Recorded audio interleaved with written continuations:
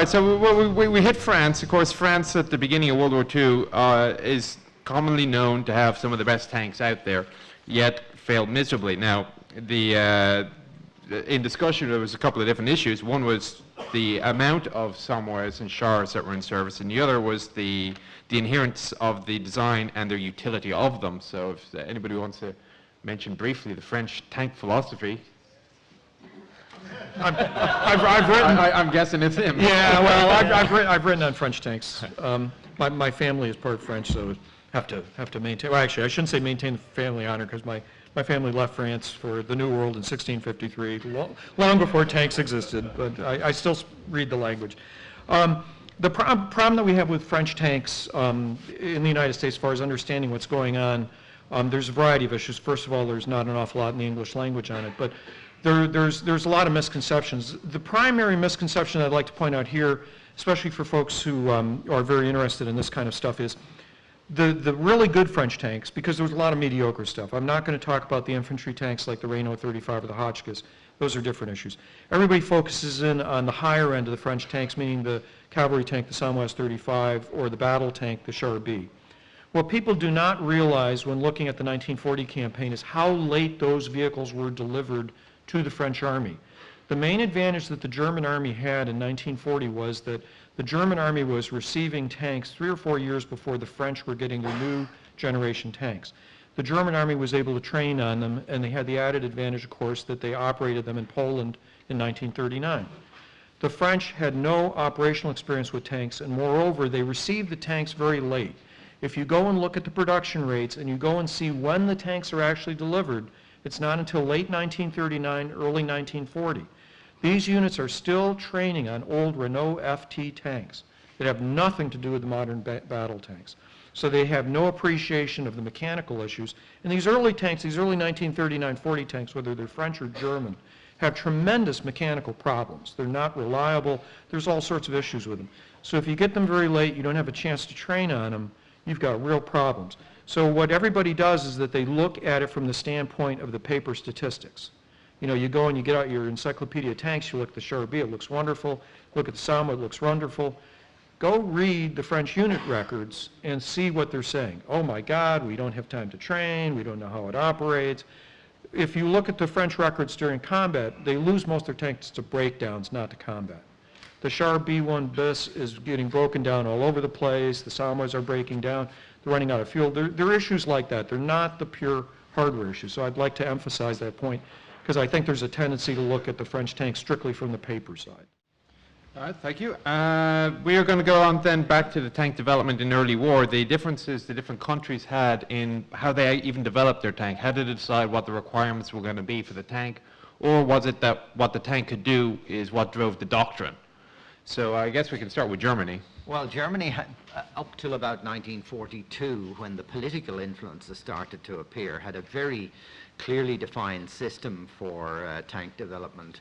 They had in the Waffenamt, they had an inspectorate whose job it was to draw up the specifications of what was required. So they would discuss with the various people involved in the requirements, and then they would issue a specification. That specification then was sent to a number of companies in the industry to come back with relevant designs meeting those specifications. And then completely separately, there was a procurement office who looked after the purchasing of this stuff and allocating the money to it.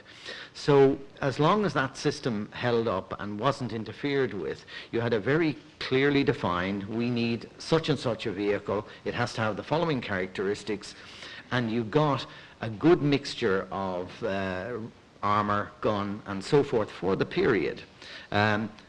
The system breaks down much later because a number of factors happen. Number one, the actual politicians start getting involved and taking an interest in the equipment, and they have maybe not machine gun requirements like Patton, but they want to have bigger armor, bigger guns, and so forth.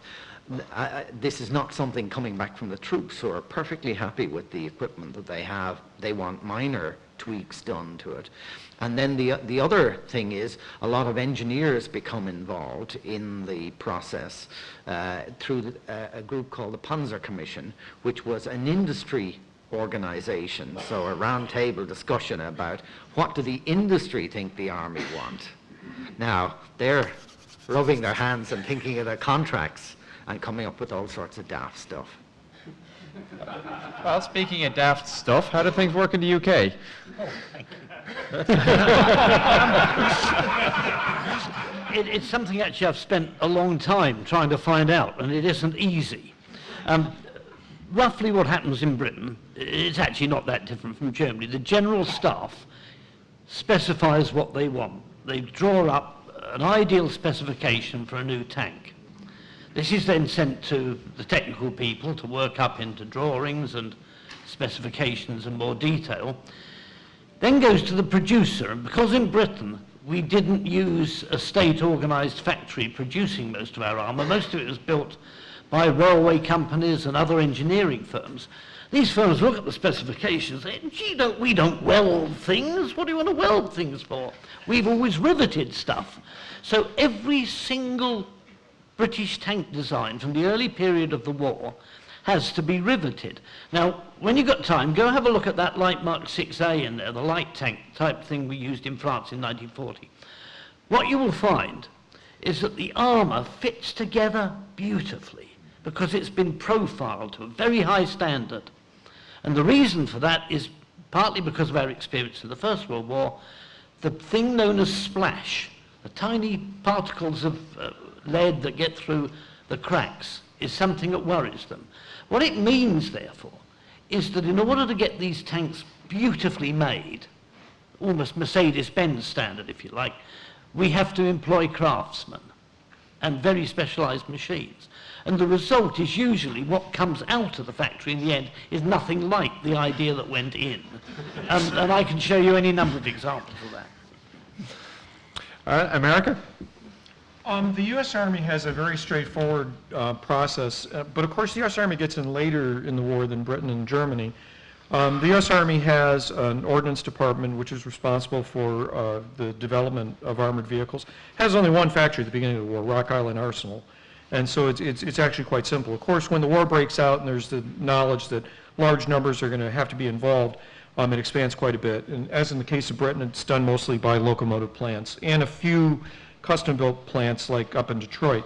The big influence during World War II is this tightly organized system, and actually the U.S. system remains tightly organized through the war, and it's led by Army Ground Forces. Army Ground Forces is the branch of the Army that is responsible for raising the Army, for organizing it, deciding what equipment is going to be used. And it's headed by General McNair, and he sets certain standards, and he sets the standard for battle need. He wants to make sure that they really need the new tank. And battle worthiness, is it going to be good enough to fulfill its need? So he establishes these things. Now, the problem is that the Ordnance Branch, headed by General Barnes, has sort of its own ideas. And so there is some conflict within the United States. On the one hand, McNair is doing it in this very organized fashion. We have to have a strict requirement from the armored force or from wherever, whereas Barnes is kind of more the mad scientist type.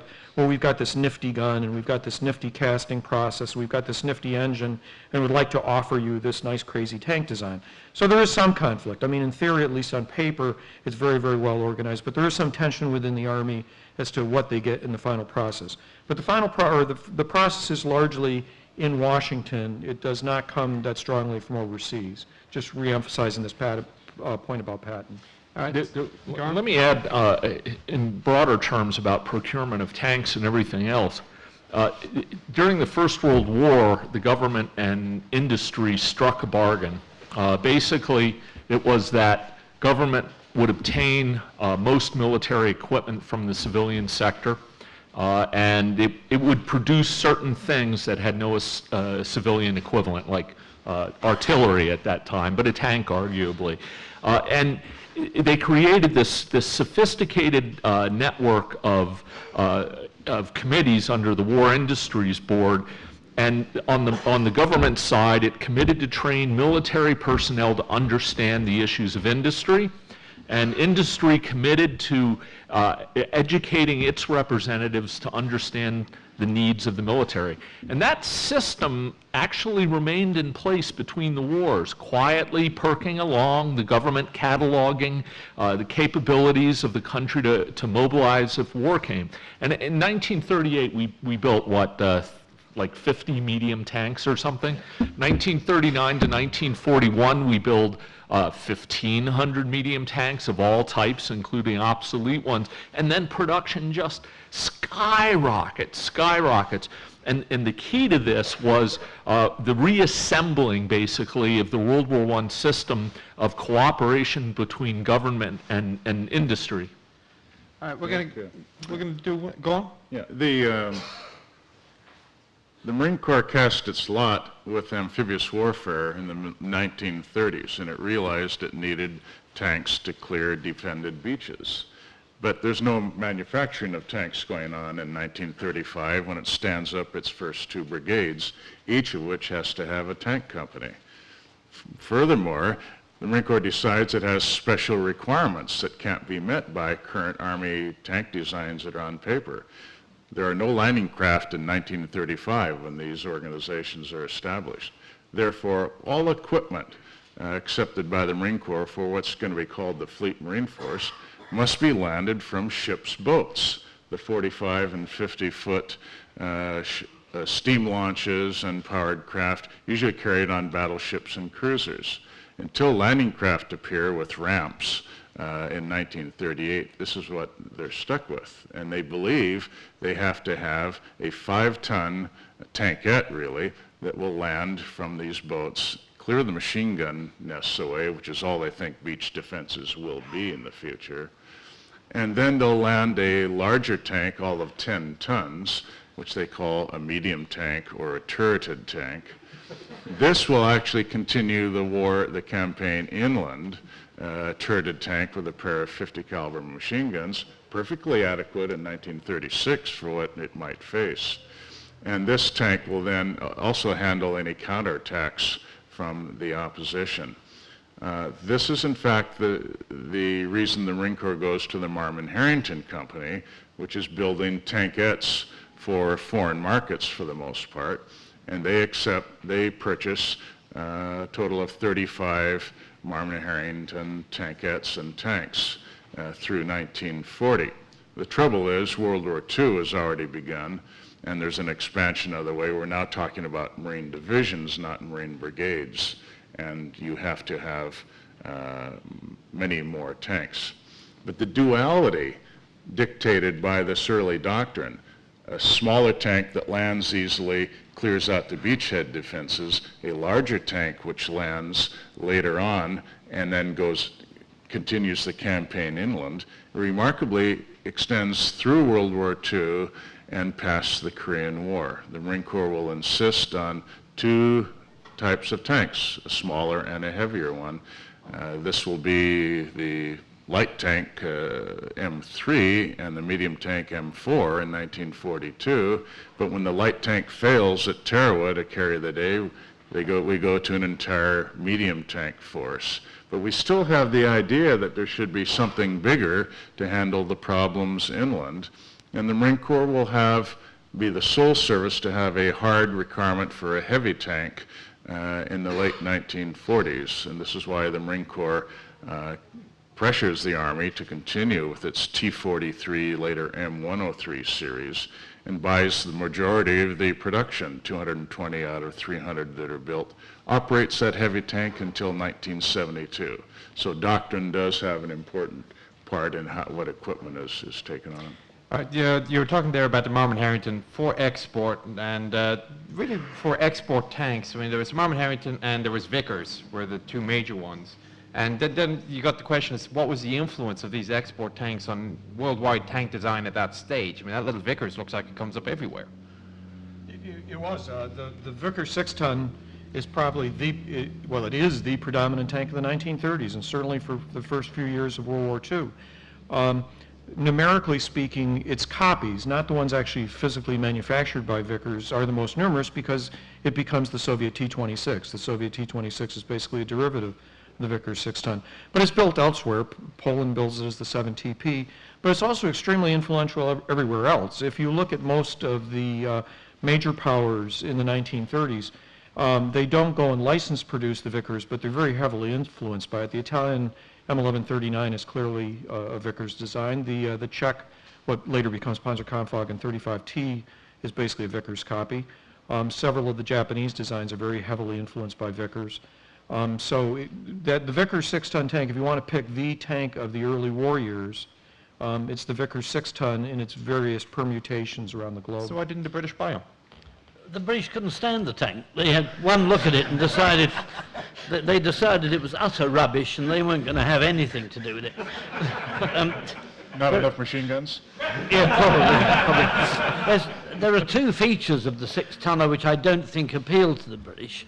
One was the twin turret arrangement, which we didn't like at all. You could buy your 6-tonner either with twin machine gun turrets or with one main turret mounting a 47mm gun. And this option didn't really appeal. The other thing was, and it's unusual for a British tank except the light tanks, is that the engine was at the back, and where engines ought to be actually, and the transmission and final drive and drive sprocket are at the front. We didn't like that. We always thought the whole lot ought to be a package at the back. So I think the tank went totally against British tank philosophy. And partly, again, because it was a commercial offering, we wouldn't touch it. It obviously wasn't designed properly. Also very influential was the Vickers small tankettes, because in Bovington, in David's library, they have a beautiful file showing the first 3 tankettes, tractors, sold to Germany, which became the basis for the Panzer I. So all the Panzer I is a Vickers tractor, converted into a tank, which the Germans went for, not because they particularly liked the idea, but they didn't have the industrial capacity for producing armoured vehicles at that period, and they wanted to make a quick start into it. Right. My background was as an engineer, but my interest in tanks came from way before that. When I was in school, I actually got an interest in tanks through wargaming. And we wanted to have more accurate little models to go with the wargaming because it was physical board type situations and room type situations. So I started to research the different armoured vehicles, and in those days, back in the 60s, there was very little information available. The main information sources were coming from official histories, where they were giving data sheets at the end of the official histories, and then a few photographs. So I, being skilled in drawing, started to use my experience in that way to make sketches of the vehicles with a view to modelling the vehicles more accurately. And out of that came a more and more increasing interest in drawing the vehicles and modelling them more correctly. And then finally I dropped the modelling and concentrated on the drawing of the vehicles. And I worked with a guy called Chris Ellis, who was editor of the Airfix magazine back in the 60s. We started our own publishing company called Bologna, which had these drawings and data and so forth. And that got the whole process going, but it's obviously developed over the years. When I moved out of straight engineering into the software side of the world when it started, I just treated the drawing as a hobby and a way to keep my drawing skills operational. And that led to where I am today, working with Tom Jens on Panzer tracks, where we just give out the information that we've collected from primary sources into the interest in the hobby.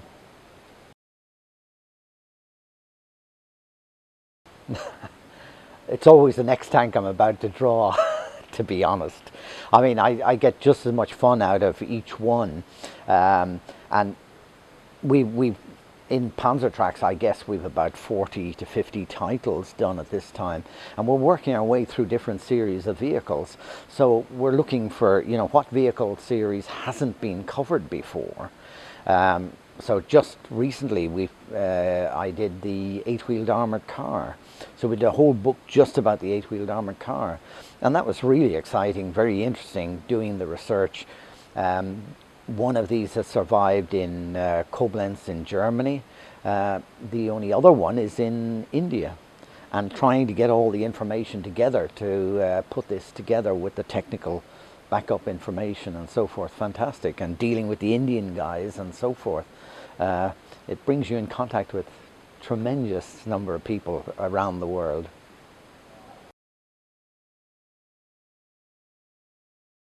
So yeah, to put a drawing together, well, I'm always not thinking in terms of one drawing, I'm thinking of a whole series. So for example, here in the foundation they have one of the only two light armoured cars, the SDKFZ 222, and I would have spent probably about a week measuring that vehicle, 3 or 4 days here up till 11 o'clock at night, measuring it some years ago, and then over the years in different locations as it travelled around the world before it ended up here, I would have been measuring it, and then I would have located any other vehicles in this series. So there's no more, there's only one other one of these currently in existence, that's in Kubinka in Russia. But I'd have gone to all the private collections and measured the chassis, measured the vehicles and so forth. So overall per vehicle it might be as much as 10 days of measuring could go into it. And then there would be, to do the drawings, there could be 200, 300, 400 hours of actual drawing work in CAD to get it to the level of accuracy that we're working at nowadays. And of course there's all the background historical information. I think I have one of the biggest collections of manufacturers' drawings in private hands, because I personally, as an engineer and so forth, went and collected the 1 to 5, 1 to 10 scale drawings and so forth, which I also use in helping to get these done. Yeah, well, I suppose the crazy stuff is that when I'm going around the private collectors, like here at Jacques Littlefield's place, where they were collecting pieces from the field, and you get this especially in France and some of the Eastern European countries, where parts of vehicles are being found, and people can ask me, you know, could you come and identify this piece? And recently I was near Stuttgart in Germany, and a guy asked me to look at a wheel. And when I looked at it, I immediately knew the vehicle it had come from, and it was a 1935 prototype vehicle, one off in the world. And this wheel has survived, complete with its original 3-color German camouflage that was done away with in the 1937 period. So that was very, very strange to come across something like that. And then on the internet recently I saw somebody posted a photograph of some pieces that they had found and they had in their collection in the barn, and once again there's a wheel, and again it's a very, very rare vehicle. But for me, I wouldn't be able to do a really accurate drawing just based on a wheel, but for some of these rare vehicles I could do a drawing where I would state that this is a drawing where a lot of it's estimated and so forth. But once you have a wheel, you can measure the rest, because there's known dimensions, because at least in the German case they put the size of the tires on the wheels.